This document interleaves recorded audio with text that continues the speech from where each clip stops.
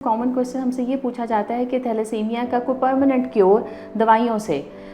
से देखिए, permanent cure thalassaemia का नहीं किया जा सकता, क्योंकि जब आपके अंदर ब्लड ही प्रोड्यूस नहीं हो रहा। तो ये मैं बात कर रही हूँ थैलेसीमिया मेजर की, और ये वो बच्चे हैं जिनको 6 मंथ से 9 मंथ्स की एज में ब्लड लगना शुरू हो गया।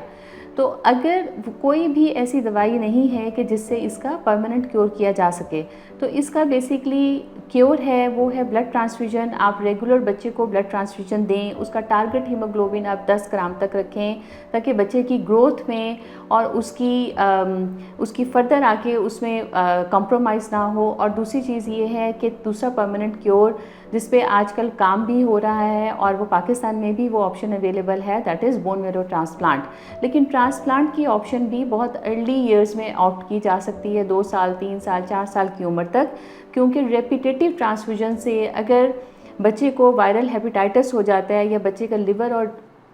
हार्ट कंप्रोमाइज़ हो जाता है, तो उसमें ये ऑप्शन भी आप ऑप्ट नहीं कर सकते।